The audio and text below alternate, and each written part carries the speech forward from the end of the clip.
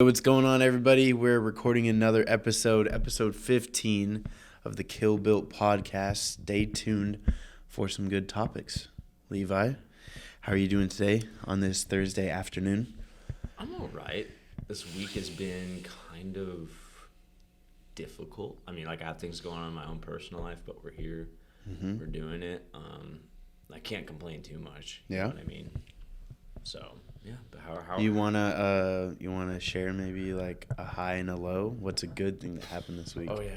Here, we'll start out with that. So today, no, not today. It didn't happen today. A good thing that happened this week. Man, I'm pretty sure there is something good that happened. I'm just trying to think. Oh, I'm getting another tattoo this weekend. Yep. That's pretty cool. And then I guess the bad thing is I was going to announce this on the podcast. Like, my friend passed away last week, and it's been really hard to absorb. So I've just been still processing through the grief of that. And yeah, but that's where I'm at. Yeah, where are you at? Don't have a high. It's okay if you don't. Yeah. What's the high? I did share it. Remember I was getting a tattoo. Oh, duh. My bad. No, it's cool. Shows that I'm being a good listener. Man, a high and a low for me. Probably Tuesday night. We had church at City Central. Our young adult service is like 18 to 25 years old. And Levi came with me, and then my buddy Brian came with me. It was my buddy's Brian first time coming to church. And so, yeah, we had a good time. I left feeling very encouraged. Probably a low is, at work. So I do construction, right? I'm tiling a shower and like a bathroom this week, and it's pretty tedious. I'm not a big fan of tile work, but it's my first time ever doing it. So, you got to start somewhere. But yeah. I wouldn't necessarily even say that's a low, but Yeah. It's just not my favorite. Yeah, not your cup of tea. Not my cup of Joe. Joe Rogan. Joe Rogan podcast. JRE. Bro, I don't even know what his like little emblem is. It's like his face with the third eye. Yeah. Bro, that's weird, bro. I gotta be honest. No, it is.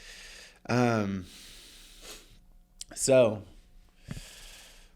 yeah, what do we want to talk about first, man? So, I know you want to talk something in regards to moderation. We're obviously going to be also talking about sex and stuff. That's going to go like hand in hand with moderation. And at the end of this, we're going to be tying it all together with Mr. Kanye West. So, yeah, whatever you got on your mind about moderation, you can kickstart there, or we can get into sex and moderation right from the get. Yeah, it's all up to you. Yeah, let's have you lead. What are you thinking? I think with moderation, that's tough. Moderation, because it's like, where do you draw the line between being obsessed in a good way and being obsessed in an unhealthy way? Mm-hmm. Because I think moderation and obsession kind of goes hand in hand. Yeah, for sure. Because like when you have an obsession, it's almost like nice because you feel like you're going toward a goal. Mm-hmm. But at the same time, like, I think from like my personal experience, like, I get so obsessed with things that like it starts dominating my life, and it becomes like life deteriorating instead of like uplifting. And so like I'm someone who actually struggles with moderation, because like when I'm fully geared up, ready to go for something that like I'm hungry for, there's no moderation. It's like, this is it. Nothing else is going to stop me. And I would say it's like been a very unhealthy process for me throughout the course of probably my late teens, not so much like my early teenage years. Like, I wouldn't ever obsess about things back then, but it wasn't until like I started having goals and stuff like that, and then it became very unhealthy. And I think like one of the biggest things was, I don't know if you remember this at all because you were only there for a brief moment, but when you came back to Tacoma in 2019 and we were working out and stuff together, and I'd go from our run after our workout, like, I don't think you knew back then, but I was like really like struggling. Like, I never really spoke up about it, and it was just because like I wanted a six-pack so bad. And there's so much more like because I already had a six-pack back then. Struggling with like It was just like eating, yeah, struggling. it was like was it kind of like body dysmorphia? Yeah, it was like body dysmorphia, Okay. eating disorder, and then just like nothing was ever like good enough, and like I was just struggling because I was always so hungry. Yeah. And like I'd have Kay, like, oh, let's go grab a bite to eat after Trampoline Nation. And I'm over here like, oh, well, like I'm trying to find like the healthiest place. I'm trying to do this. And it's like, to me, that wasn't moderation. It was just like, there's no fun. It was like, okay, yeah, we can go have fun. But then right afterward, it's like, okay, we're back to everything else. And that was it. Like I had no moderation with like the way I was handling. Because as you know, like fitness is a lifestyle. So now I'm living my life according to the way I eat, you know, and everything. And so like, I don't know, it was just really tough. And it affected my relationship back then prior to like when you and I were like pretty tight back then too. It was affecting my relationship. Like I remember like my girlfriend will go out to lunch and I'd be like, oh no, I can't have lunch. Like the only time I'd ever go out to somewhere was for dinner, but then it would still be healthy.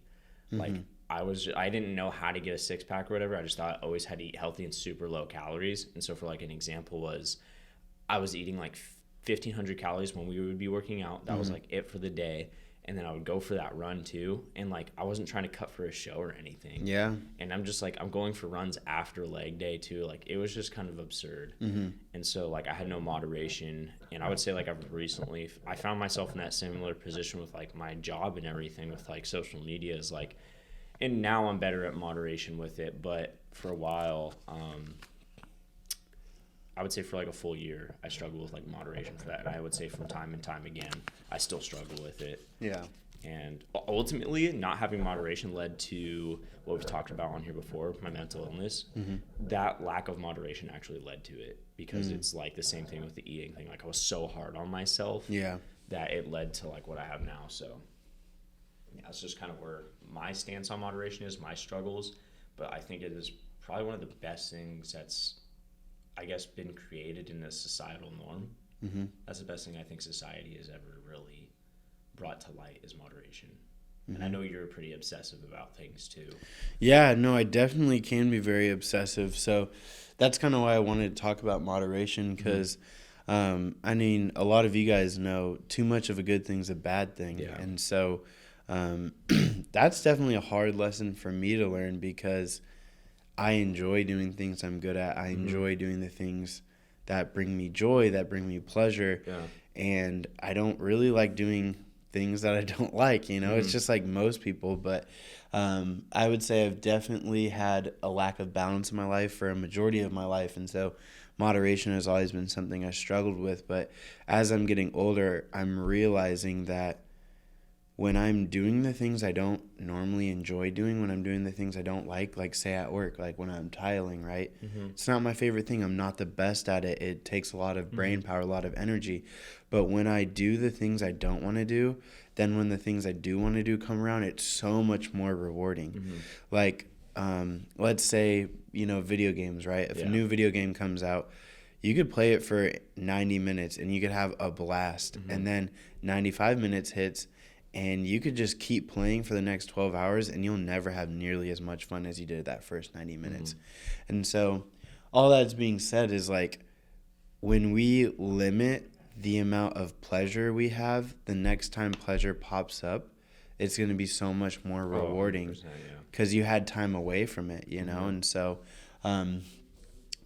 I think another point I wanted to hit on moderation, and it kind of ties into our next topics about sex and relationships, is the last relationship I was in, right, 3 years ago.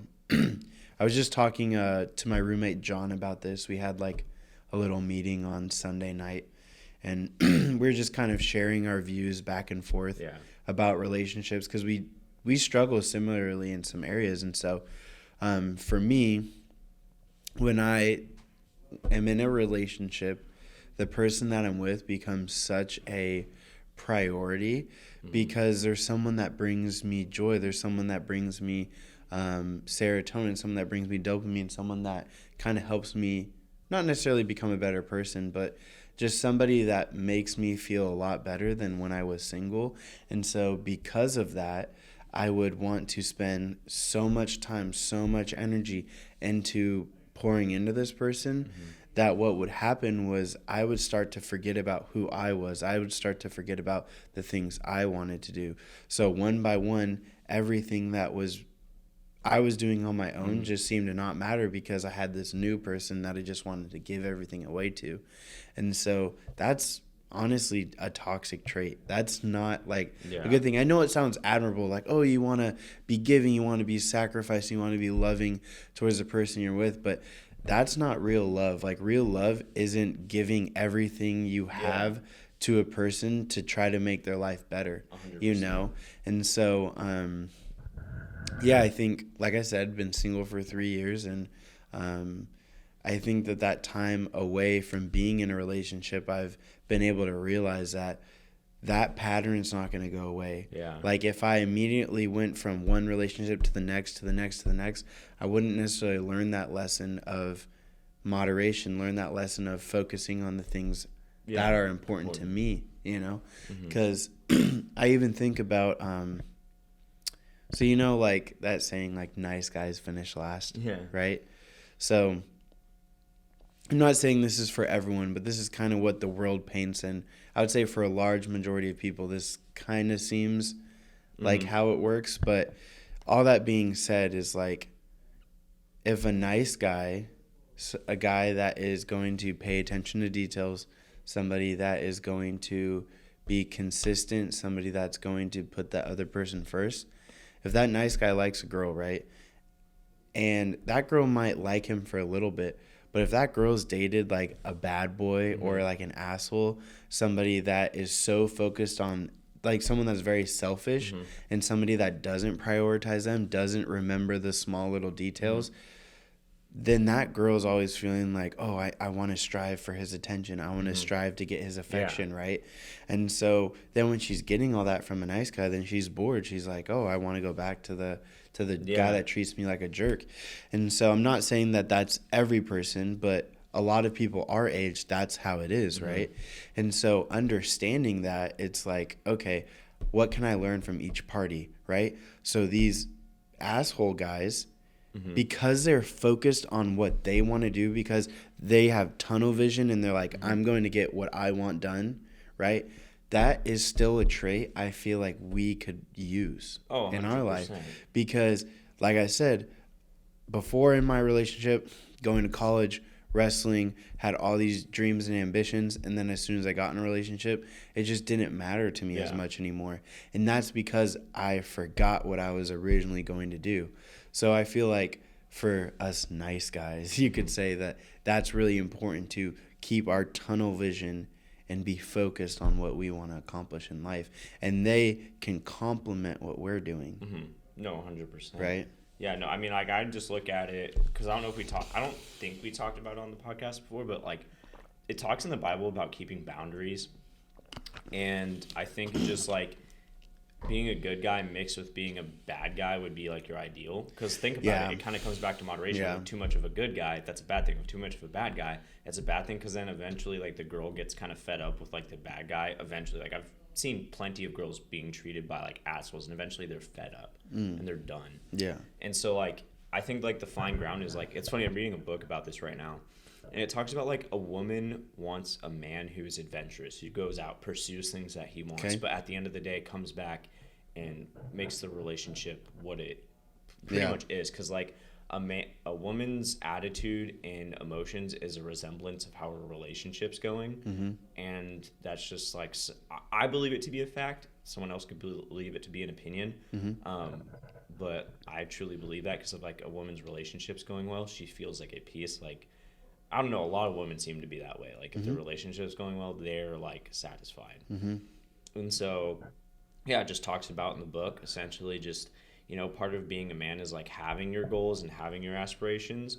And it kind of talks about what, you know, like, being a nice guy. Like, as soon as you start to give that up, like, depression creeps in, anxiety creeps in, like, things that, like, toy with your mental health start creeping in, because it's like, okay, I gave up so much for this person, but I want to do the things I want to do. What if I go to do those things that I want to do now, and then the woman gets mad at me and she doesn't want to be with me anymore, because now I'm choosing, like, to do things I want to do. And so that's where it just becomes, like, a war in your mind. And that's how I've been. Like, I've always been like, okay, well, I continue to do this, and like, what if they leave me? And I think now, like, after my previous relationship, and I'm pretty sure you've had this thought too now because you've been single for so long, like, I just had this thought, like, okay, if they don't like me because I do one certain activity, maybe of every few days, you know, it doesn't take like my whole day away from the relationship and everything, and it's still like manageable. If they don't like me because I'm spending an hour of my day at the gym or something, buzz off. We don't have to be together then, because that's something that I do for me and it makes me feel good. And if you can't respect that, then it looks like we're not supposed to be together. Like you spending that hour, 2 hours, whatever, at the gym daily, that is going to help you be a better person in the relationship. 100%.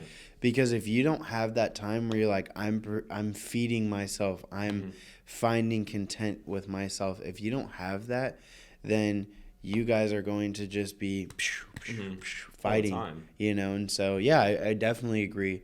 And yeah, that's something that I'm learning too, and now is going to be a priority. Like, I'm not saying that girls are a distraction or boys are a distraction, but I do think that being in a relationship for the wrong reasons is definitely a distraction. 100%. Like, if you are bored, if you're discontent with your life and you just want to fill it by hopping in a relationship so you can feel validation, that is going to propel you into a cycle of feeling worse and worse and worse. Because if your self-image of yourself is already low, and then you just jump into a relationship to have somebody else make you feel better, what are you going to do when they're gone? You're going to immediately get into the next relationship, go for the next guy, go for the next one-night stand, go for this next encounter, go for this next experience.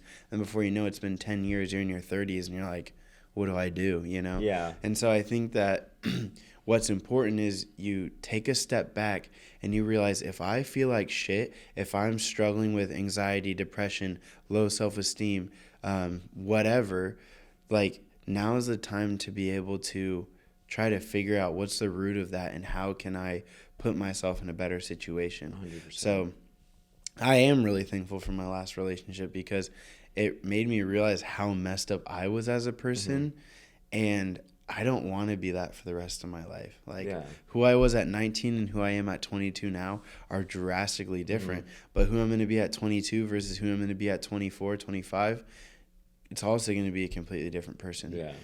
So I think now I realize that it's a good thing to be single. Because it is. You have a lot more time and energy to focus on the direction you want your life to go. Yeah, 100%. Because I don't know if you can tell me if you feel like this. I feel personally like if I got into a relationship, if I got into a relationship, because we could both do this, and this is just how I feel because I've already analyzed this. I feel like if I got into a relationship and I just gave up like my dreams and goals right now, and I was just like, okay, what I'm going to do then is just go be I'm going to go do a contracting business with my dad in Idaho. I'm going to find a girl out there and get married. I feel like that marriage would either be terrible or it wouldn't like last, or I would just be miserable throughout it and not say anything, because here's why. Like, right now I have dreams, goals, aspirations. I also deal with my own crap that I've talked about on here before. And so first off, I can't offer my strength to a woman right now. And so that's where I'm at with that. Also, the reason I said there would be so much conflict is because I feel like throughout the time right now that I have to be single, I'm figuring out not only who I am, but I'm figuring out what I want to do with my life, and I'm figuring out who I am. And if I get into a relationship right now and I give up like focusing on my mental health, if I give up focusing on like figuring out who I am, if I forget about focusing on like a career path that like I think would be best for me, just to get into a relationship and just say, yep, like I just wanted to settle for this and call it a day, like I feel like I'd just be extremely unhappy. Yeah. And I don't know if you'd feel the same way. Yeah.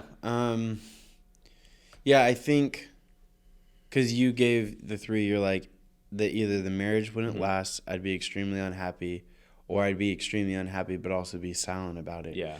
Like, I was talking with my boss, I think this was probably back in September, August, like 2 months ago.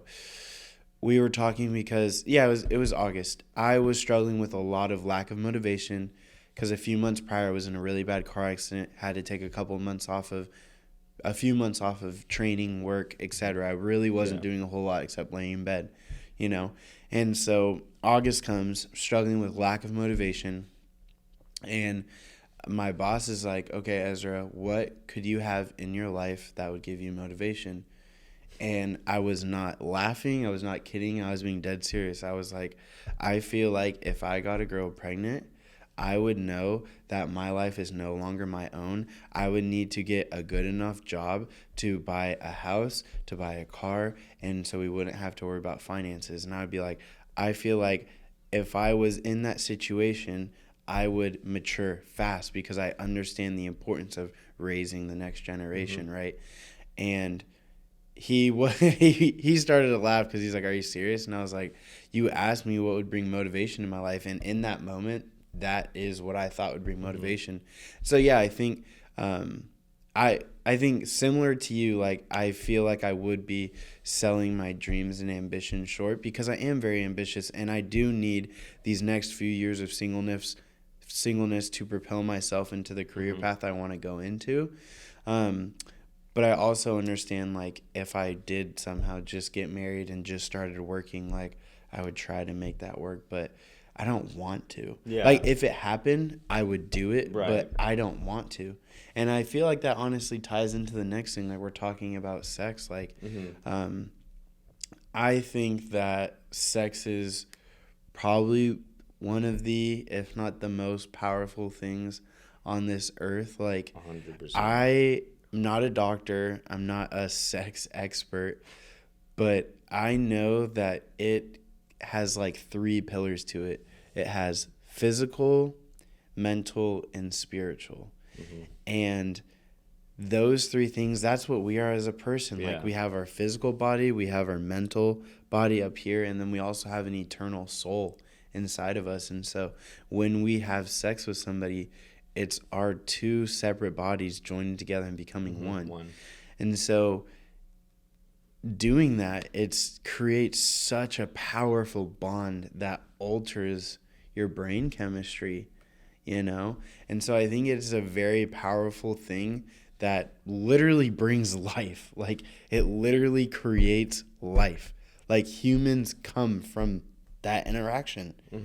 That's how powerful it is. We can make humans because of sex. And I feel like a lot of people don't understand that. Yeah. Like, dude, we can literally make another you or me. Like, that's just mind-boggling. Yeah, we can make something with the brain, eyes, like... Literally us. We have the power to make that.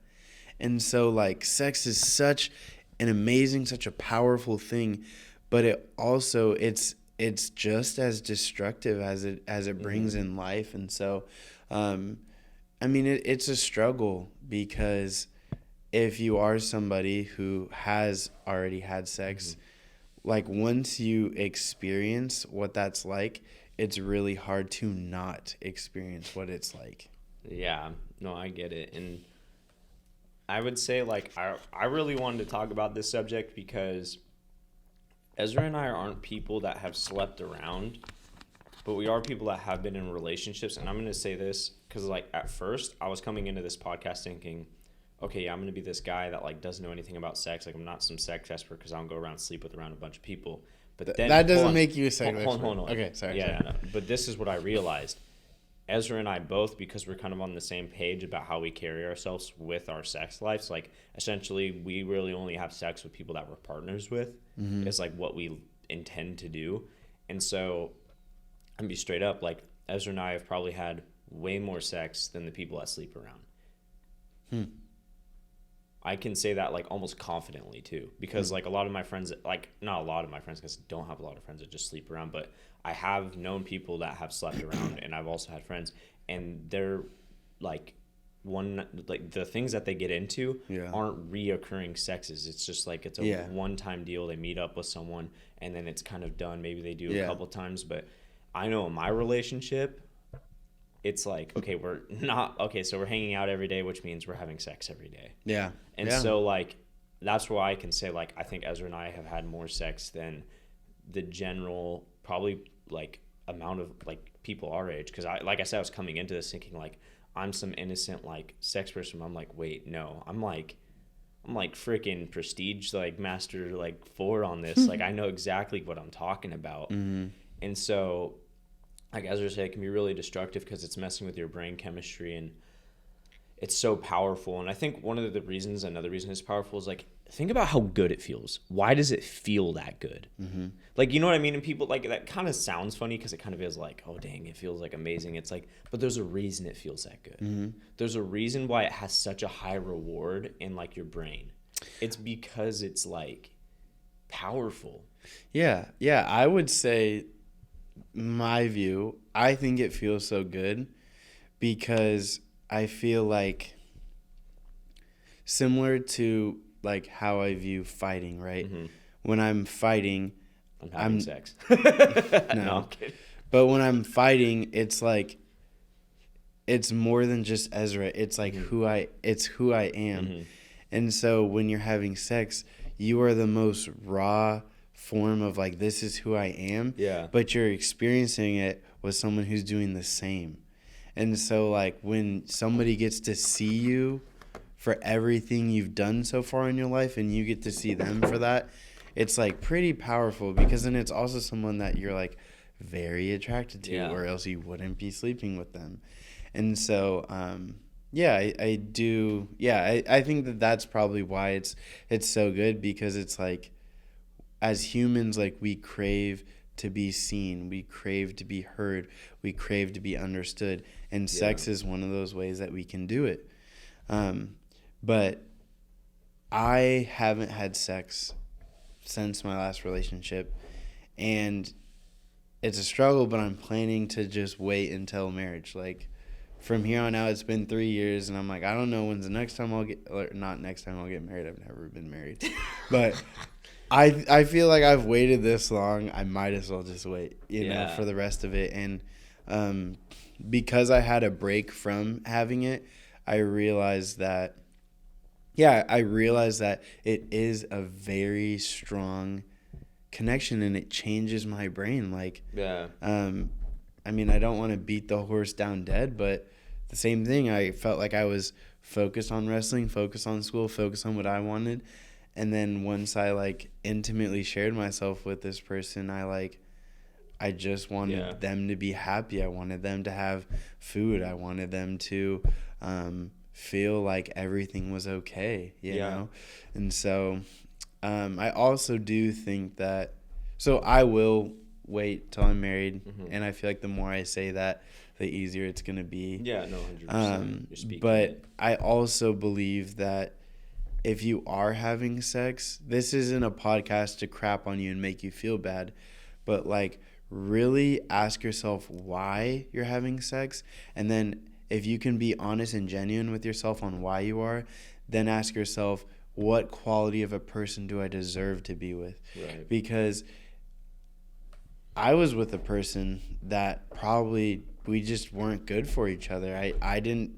She didn't like, I don't want to say this without being rude, but she was not somebody that was going to make me a better person. Right. And so why would I share this intimate, passionate, powerful experience with someone who is going to make me worse? Yeah. Like you shouldn't do it. Like there's no pros from it, you know? And so if you ask yourself why you're having sex and you still want to, then be like, who do I deserve? Right? Yeah, and I think like I love what you're saying about like just it's like having sex changes you, because like I don't think people realize that. Like people don't realize that. For me, it changed. Like it, and it's such a people don't realize like how powerful your subconscious is, but it's 95% of literally like your brain. So like I think about like literally the last relationship I was in, the first time it ever went down. Literally like after that moment, we started hanging out every day. Before that, it was just 2 days a week. Yeah. 2 days a week. And then after that moment, it was every single day we were hanging out. So it was just like, it's weird because it's happening naturally that we're hanging out every day. It's not like, oh, we had sex, we need to hang out every day now. It's like, we never even talked about like, oh yeah, we had sex, let's hang out every day now. No, that never happened. It was just natural. Oh, that's so like interesting to me because it's like, I mean, obviously when you're having sex, like it releases oxytocin, right? Yeah, oxytocin's the cuddle drug they call it. So when you are with someone, like if you're getting hugged, right? Yeah. Small bits of it will be released. But when you're having sex, large, overwhelming, all of it gets Yeah. released. And when It's not you're the only with, thing getting released. okay.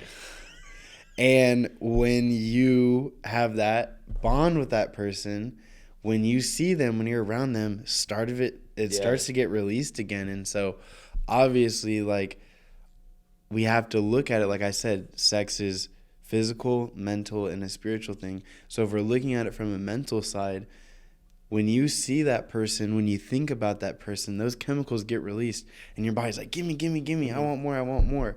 But a lot of people don't get that. And so last night, I went to dinner with my friend Brian and Patricia, right? We went and got pho. And while we were on the car ride over there, my buddy Brian, he's going through like a breakup right now, Mm-hmm. right? And he was kind of sharing how he was feeling. I shared about the past experiences I've had. And Patricia, she was like, wow, it's so interesting hearing you guys talk about relationships because, right, we're two guys, she's a girl. And I was like, why? And she was like, I never realized how hard guys fall for a girl. Like, we think like, oh, girls are way more emotional than guys, right? But like when Brian was explaining how he was in his relationship, like once he got really, really close with this girl, got intimate, then he was like, that's my human. We're going to spend the rest of our life together. Same thing for me, right? My last relationship, as soon as we, bonded, I was like, that's my human. I want to spend the rest of my life with them, right? And so, like, I feel like guys, I can only speak of this because I am a guy, like, we have so much stuff to worry about, so much stuff on our plate. Yeah. And the less things we have to worry about, the easier it is for us to do the things we want to do. That's facts. And so if we're in a relationship with a girl, then that's just like one other thing I don't have to worry about. Like, I'm not a player. Like, I don't just sleep around with a bunch of girls. So I've never like been with a girl and always been thinking about the next one. Yeah. Because when I'm with a girl, it's like, okay, that's that. I can put that in a box.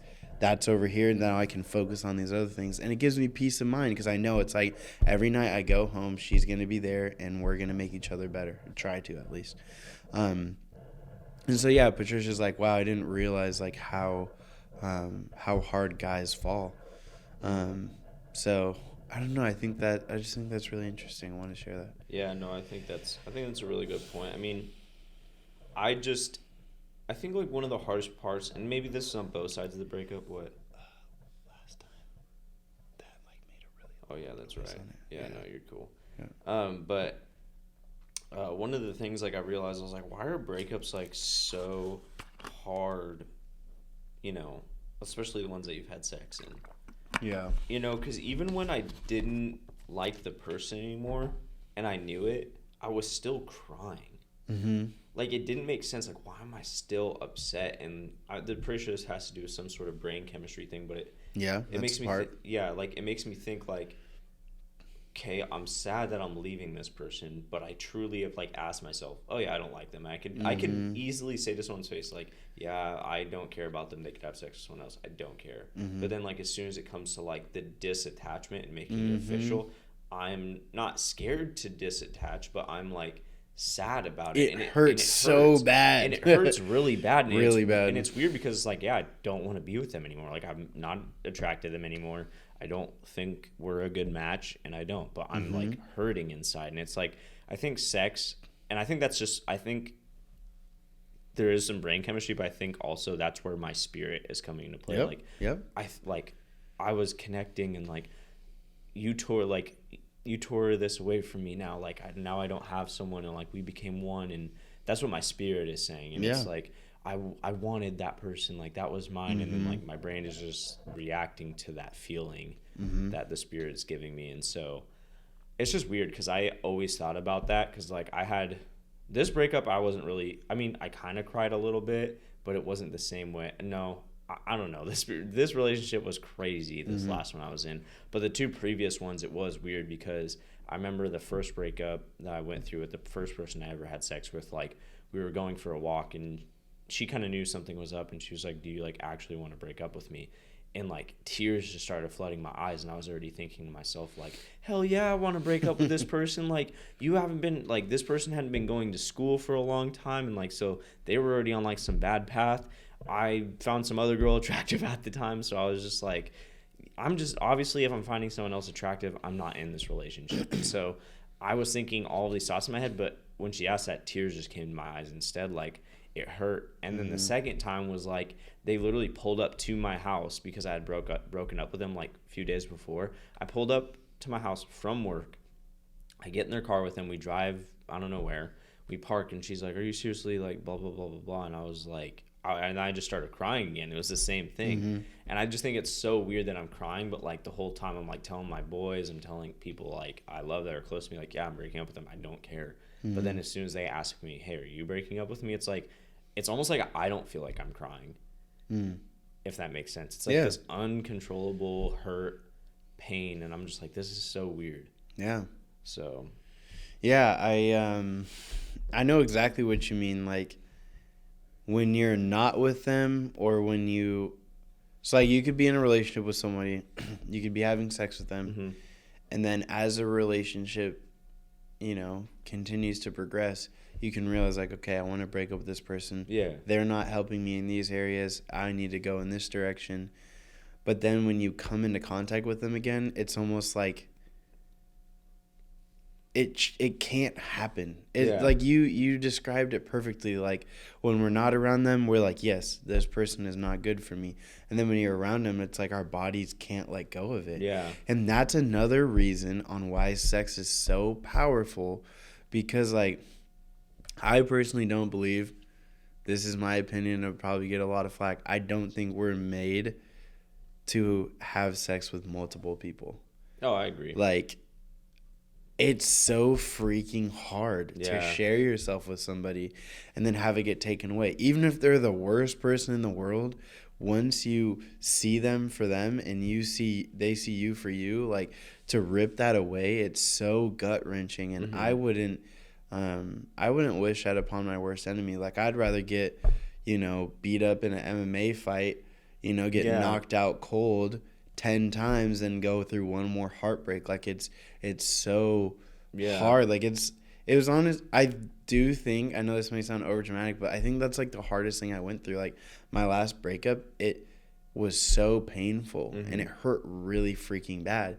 And I think that's just kind of adds into why I've have such a stance on trying to be celibate until I get married again, because like, I don't really have any more to give. Like, I can't give myself over to somebody again, because I know how it feels now.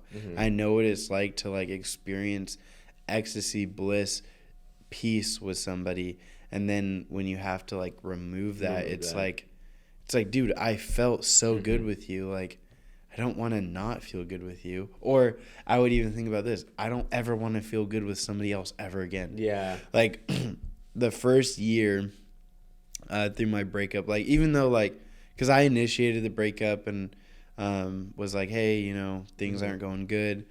It was after I brought it up, it was kind of mutual. Like, she understood my points, I understood her points, and we kind of ended on, okay, we have some growing up, some maturing to do.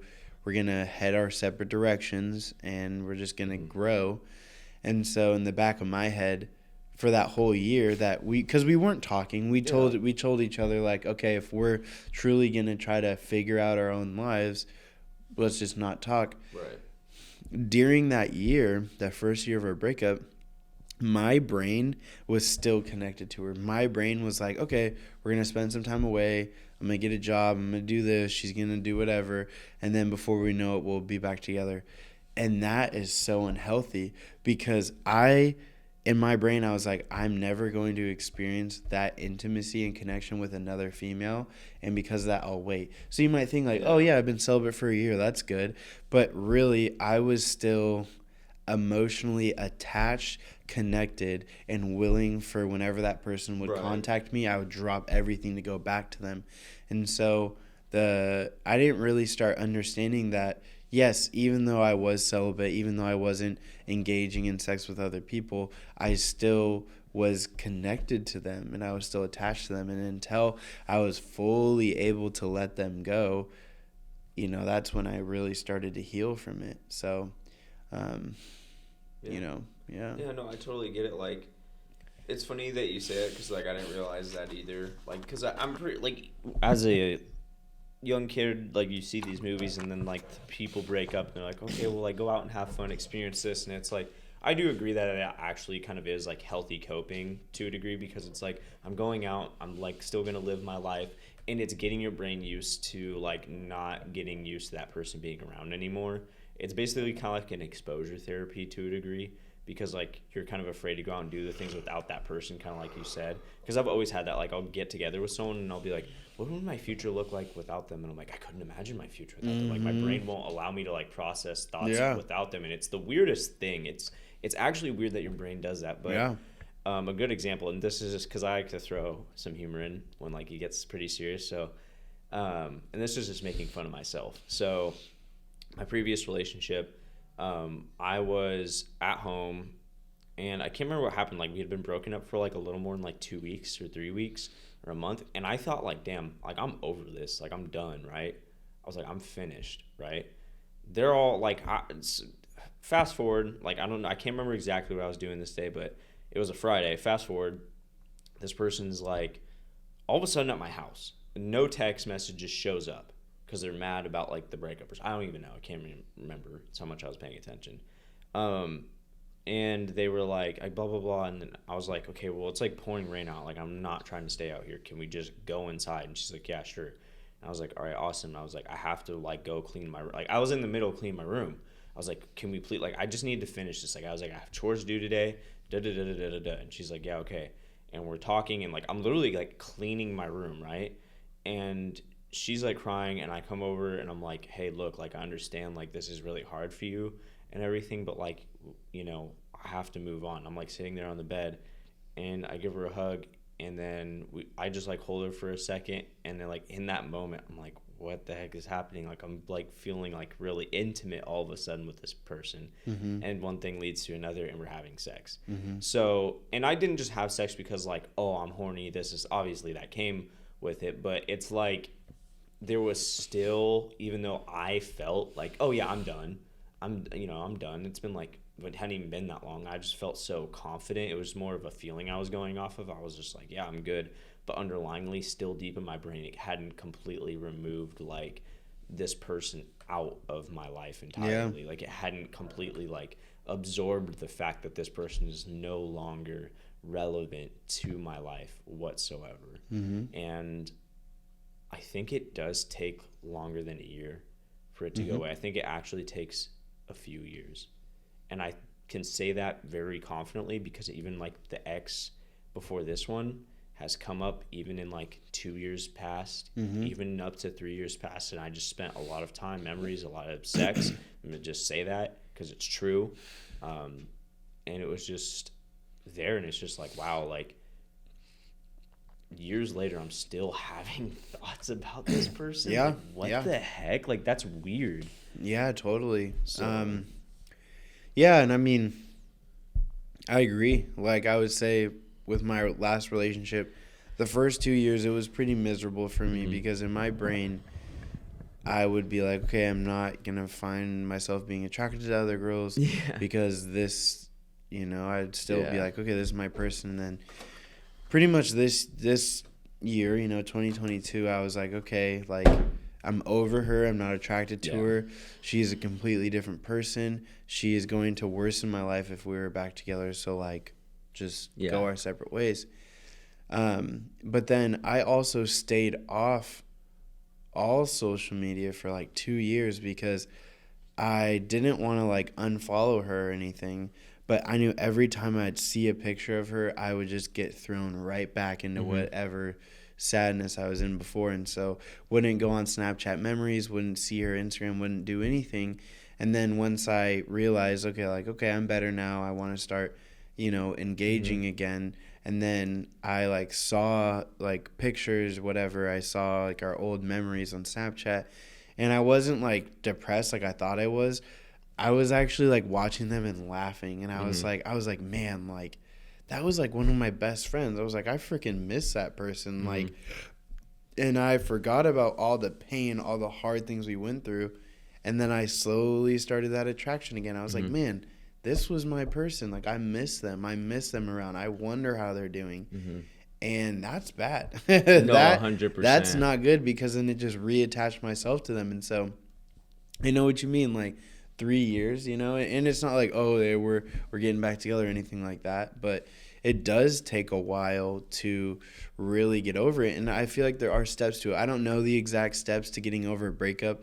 I would say, like, you know, if I just had to come up with something off the top of the head, it's like the first step would be like telling yourself it's okay. Because if you had that thought, like, okay, this person I'm not supposed to be with, if you had that thought to your own, if you came to that on your own conclusion, that's the start. Because if you know when you're not around them that you don't want to be with them, that's where it starts. And then I would say the next thing is limit the amount of interactions you have. Now, I wouldn't say right off the bat, like, oh, block them and act like they don't exist. Yeah. You know, I did have to do that partly because of my mental illness. I'll go on this quick tangent and then I'll get back to it. But doctors diagnosed me with bipolar depression. All that means is depression, you have really low serotonin in your body. And so when you have low serotonin, you're constantly looking for things to make you feel better, right? And so where the bipolar comes into place is sometimes when I'm depressed, I could be like, no, I'm not going to go down this rabbit hole. I'm not going to go down this cycle. I need to go be productive and do things to not be depressed. But then other times I will just not be myself. I'll be so moody, so isolated, and just hate everything and everyone. And it's like there's two different people. Like one time it would be like, okay, yeah, this is hard, but I'm going to keep going. And then the other time it would be like, I'll just lose all hope. Yeah. And so what would happen with a breakup was I would be like, okay, I could do a couple weeks of like, I'm not talking to this person. I got to focus on myself. And then I'll get really, really sad to where I'm not thinking clearly, and I'll be like, the only thing that will make me feel better is reaching out to this person. And that is not fair. That's not fair to do. Because if you initiate a breakup and you're like, I need to be alone, and then when shit gets tough, and then you call them up or you show up at their house unexpected, or you make these plans of, I'm going to go move to the state that you're at so I can be with you, and then you like that's, I'm just being honest. I'm being so vulnerable to you guys. It just reminds me of that one guy you saw at the bar recently who was like, yeah, I'm going to school down there because what's her oh yeah like, you know, that's so simp shit. I get it, like that's just what I struggle with. Never like even dated that person, so that's the part I'm like, okay, yeah, but I mean, I'm not proud of it. That's just that's what I was, and that's something that I struggle with. And so I think all I'm getting at is if you've come up with the conclusion that you don't want to be with this person, then you need to limit the amount of interactions you have. Like I said earlier, it doesn't mean you have to block them right off the bat. But if you're someone like me who like couldn't do that, then yeah, you might need to.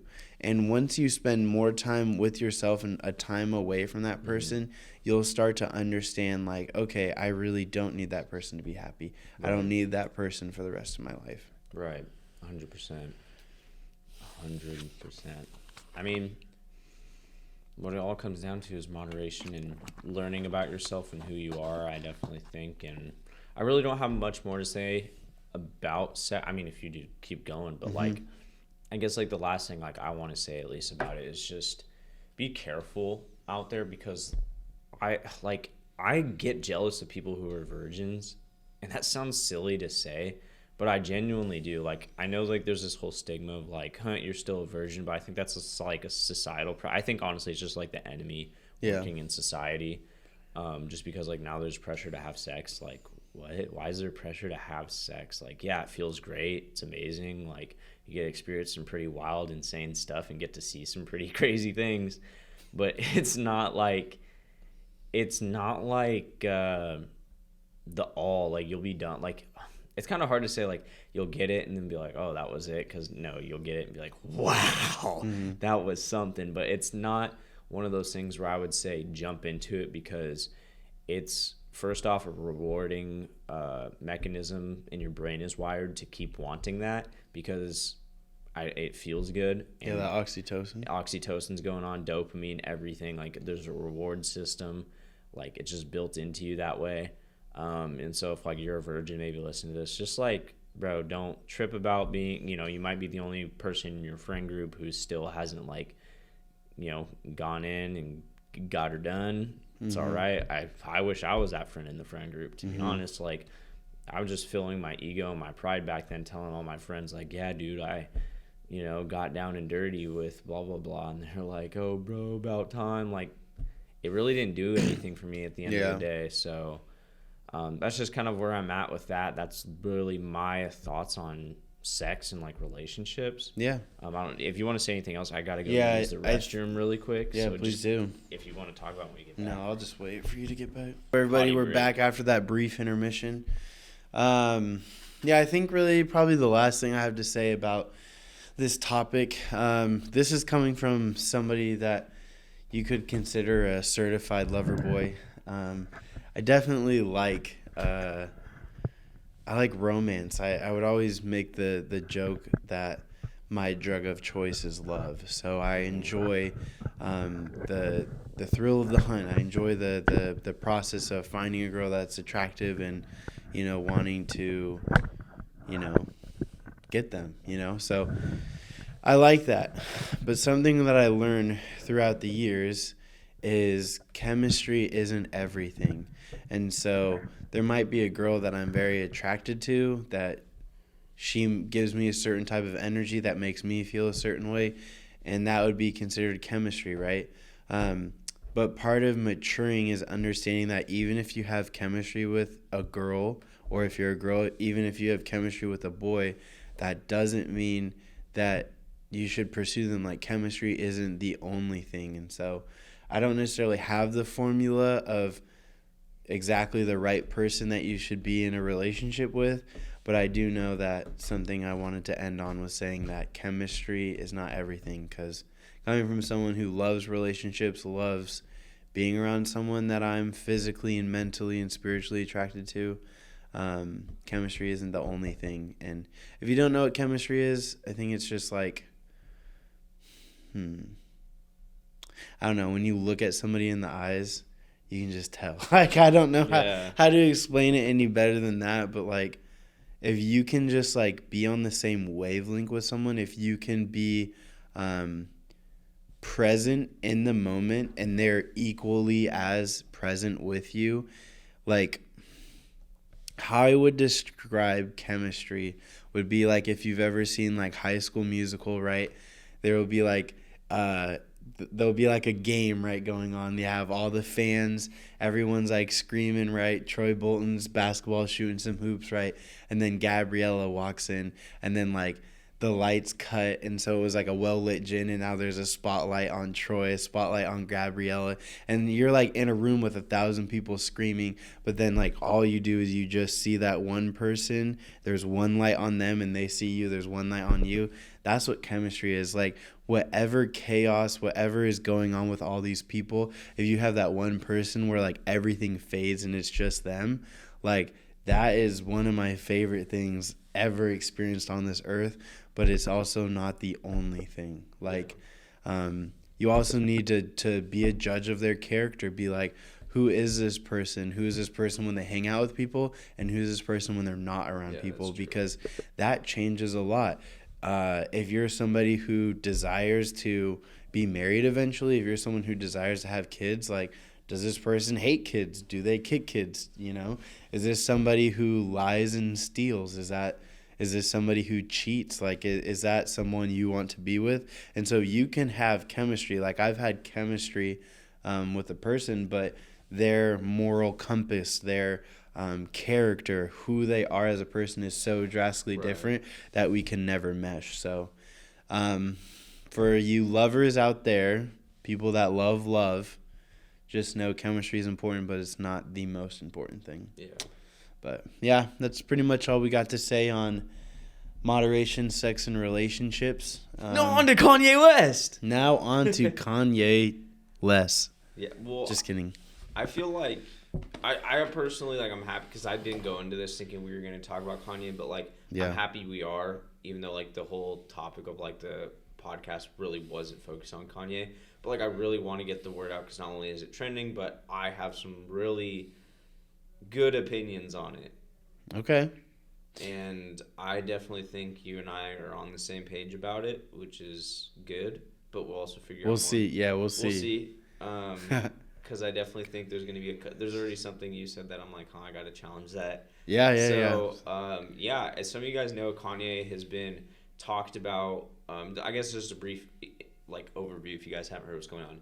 So essentially, Kanye West has just been sharing some things on his platforms, and the way I look at it, this is because, again, like, an overview also has, like, a little bit of my opinion in it. So go do your own research. So Kanye has just been putting stuff out. He's been calling out is what the media has been saying.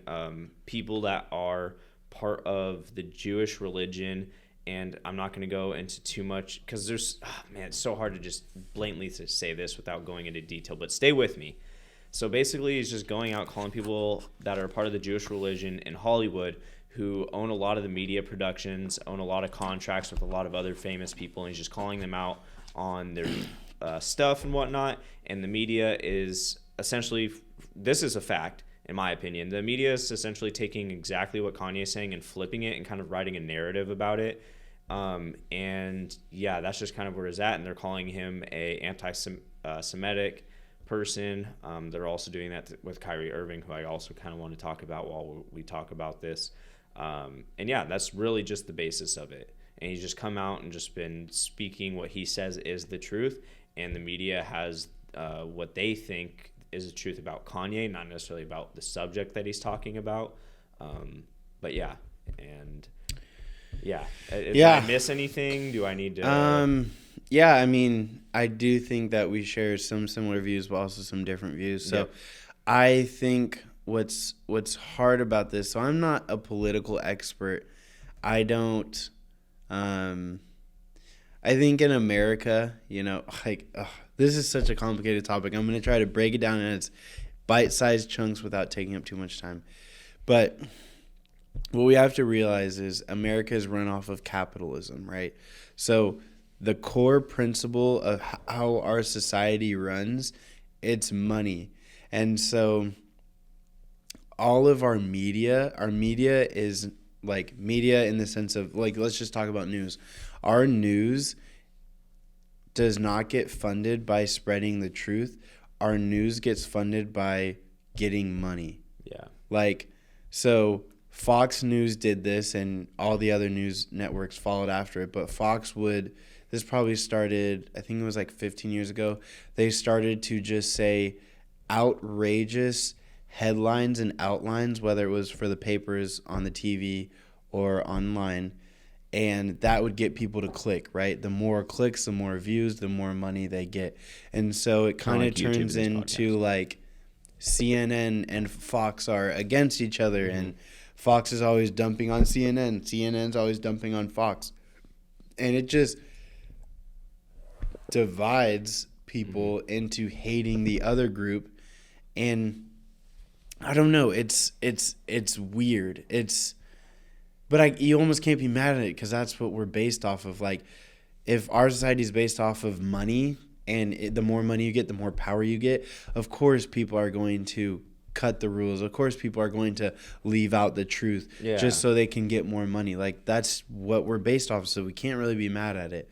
But what I thought was interesting is last week on my YouTube, because I don't listen to Fox, I don't listen to CNN or any of the major news sources.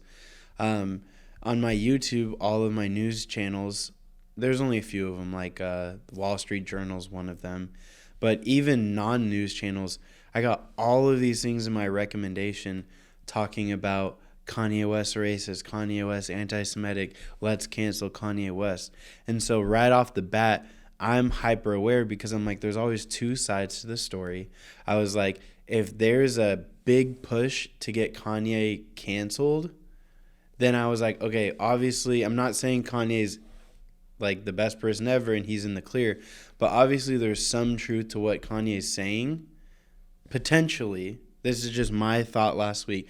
There's got to be something that Kanye's saying that is pissing off the higher ups because they're trying to get him off the platform. And so off all platforms.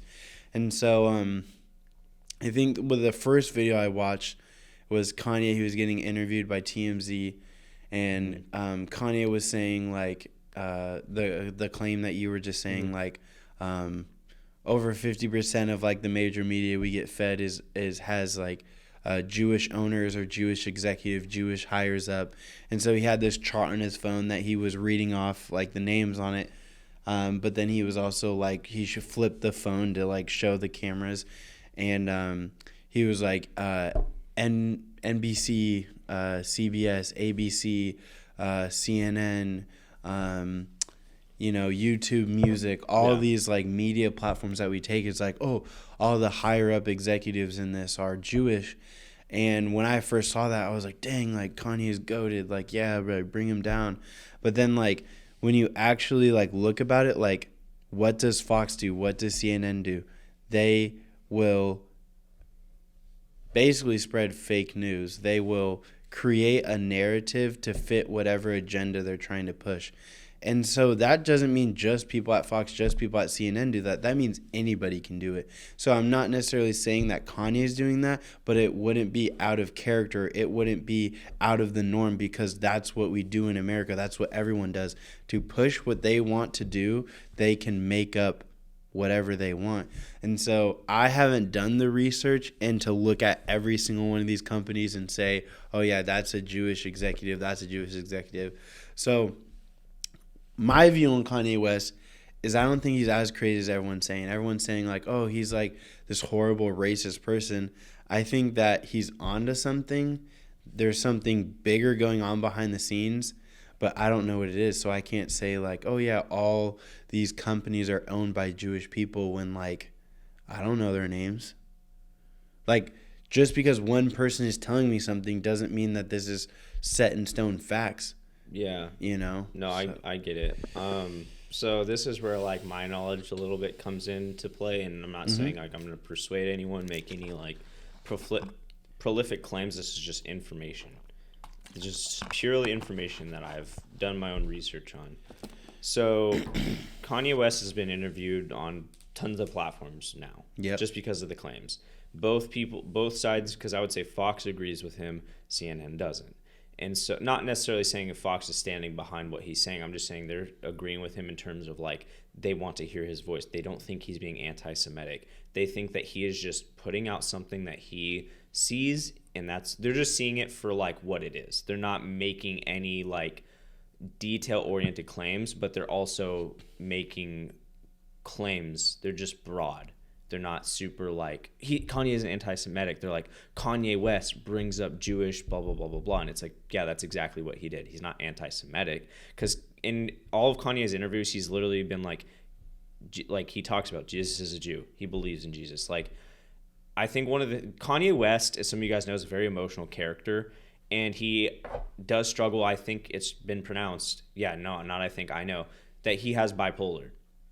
And one of the things that pisses me off about that is bipolar just means that you have highs and you have lows. And people draw, like Ezra said, I don't think Kanye is this crazy person. Kanye West is not manic. Someone in my class said that the other day because they were mad about what he said. Manic is literally just having super high highs and super low lows. And he's not really explicing any of that behavior. It's just more like passion is coming from his mouth. He's excited about what he's talking about. He gets a little upset in some of the interviews because there's an interview you guys have to go check out, and it's with some news anchor or some guy who used to be on CNN.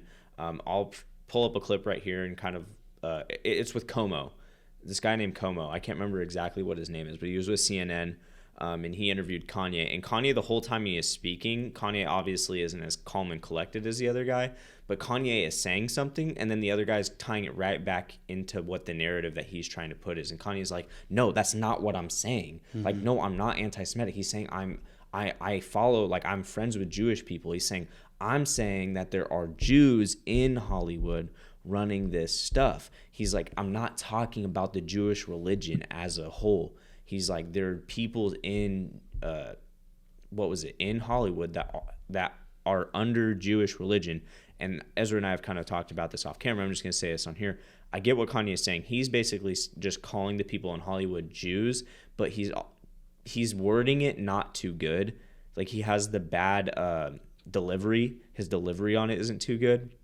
And so what he's trying to say is that the people in Hollywood are associating themselves with the Jewish religion kind of almost as a cover-up, as to what they're doing. And he's like, it's not really like they're Jews, like, because he even proclaimed that he was like Jewish at one point or something. I can't remember exactly what he said, but I understand what he's saying. I'm not here to say like, okay, you want to know what? I do agree with a lot of what Kanye has said because I've gone and done my own research, but I'm not here to talk about what my own opinion is. I'm here to talk about Kanye West. But I think one of the best things you guys need to do is go watch that Como interview, watch it for what it is. Kanye West is not crazy. And then I do want to add one more thing about, not this whole topic because we can keep going, but it's Kyrie Irving, because his delivery has been way better because him and Kanye are on the same page and talking about the same thing. But there's another interview. I'm going to pop it up.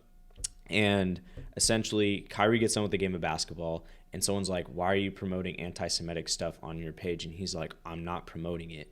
And they're like, well, you have a following. And he's like, you're what was it? Oh, you're anti-humaning me. Like, you're making me as if I'm not a human just because I have a following. He's like, just because my job has an influence, you're saying I'm promoting. And then he asked the people that ask questions after the games, he goes, don't you put out stuff? Don't you promote don't you just put out stuff? He goes, and he goes, yeah, that's what I'm doing. And he goes, yeah, so don't say I'm promoting nothing because I'm not promoting anything. I'm just a human being. I exist. And he says on the microphone, the guy keeps saying like, oh, but it has anti-Semitic stuff. He's like, I'm not saying I promote it. He's like, it's out there. There's information. It's on a public platform. It's 2022. It's on Amazon. He's like, I literally just put it up for my audience to see. And he said, if my audience has a disagreement with me, then it wasn't for them. If they agree with me, then great. That's for my people. But he was like, right now, I'm not promoting it. He's like, it's just out there for people to view. This is my opinion on it, and I've made an opinion. He's like, I've watched it over and through, done my readings and everything about like this, and that. And people always want to argue who are the chosen people of God. And he's like, I found out my information, and basically he kind of wraps up like people just need to go do their own research. Mm-hmm. And I think that's the problem with this Kanye thing is people are listening to the news outlets.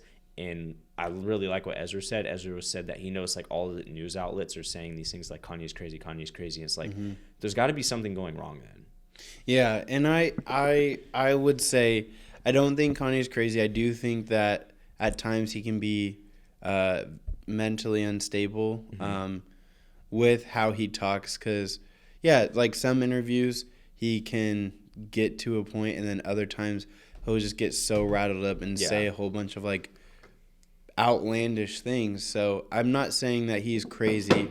I don't think he's in the best mental state. And even if you look at like how he's reacting with the Pete Davidson, even though they're not dating, like Kanye said some pretty crazy, pretty outlandish things. And so I just wanted to bring this up just because I feel like there's two sides to every story. So I'm not necessarily on Team Kanye. I think that until I do my own research, I can't take everything I just have to take it with a grain of salt. But I more wanted to bring up the fact that a lot of news outlets, a lot of people are saying cancel Kanye, he's crazy. And whenever something like that happens, I think it's very important to bring it up and be like, okay, should we just listen to what the majority of people are saying, or should we do our own research and figure out what's really going on? Because I know the same thing that happened with Andrew Tate. Like, Andrew Tate never was on trial for like human trafficking charges. Like, he got swatted, and he did get brought in, and he got questioned for it, but he never got convicted with anything. And so right before Andrew Tate's cancellation, right, he got removed off of all social medias, Twitch, YouTube, Instagram, Facebook. He got removed off of all those platforms. But right before that happened, same thing. YouTube got just flooded with Andrew Tate's a sex trafficker. Andrew Tate this. Andrew Tate is doing all these crimes. And then a lot of people I knew that maybe didn't know as much about Andrew Tate as I did, they're just like, oh, he's a horrible person. He should go to jail. You know, he's spreading hate. He's spreading hate. When it's like, hold on, take a step back. Have you done the own research yourself? Have you actually listened to what he's saying? I would say, yeah. 25% of the things that Andrew Tate's saying, it could be taken as misogynistic. It could be taken as borderline just sexist. But I also do think that he brings up a lot of interesting points that most people on social media aren't talking about how men nowadays in the last 10 years, we have now been ridiculed, mocked, and basically told that we're pieces of crap just for being ourselves, just because of how men have treated women and what men have done in the past, that now is get pushed on a generation, Gen Z, Gen X, us younger people coming up, that we're these horrible people. And it's like, he's the first person that has really talked about, like, no, being a man, you're going to work hard, you're going to sacrifice things, and you're going to make something known from yourself. Like, and I think that that's good. I think that I wouldn't necessarily go as far as saying he's a hero, but we need to have a strong, predominant voice that is encouraging and inspiring the next generation. Now, I'm not pro Andrew Tate. I do think that I agree with a good amount of the things that he's saying, but I do think that is very wrong because of the things that I agree with that he's saying. All of these outlets don't like what he's saying, so they're like, oh, he's a human trafficker. Oh, he does sex slavery. He's a horrible criminal, when it's like, hold on, that's not even the case. Yeah. So with the Andrew Tate stuff, and now I see similar things happening with Kanye, it's just like, hold on, take a step back. Like, yeah. Because if people don't talk about this and they're just like, yeah, Kanye's this horrible racist person, get him off social media, then it's just like, dude, this is only going to get worse. Like, if we start as a collective, if we don't speak up when the media around us is trying to remove people from us, like, what happened to freedom of speech? Like, can't people say what they want to say and have an audience if they want it? And I know that there's give and take, because obviously if Deuce Duke, right, the KKK leader from like the, 100 years ago or 80 years ago, sorry, I don't know the exact date.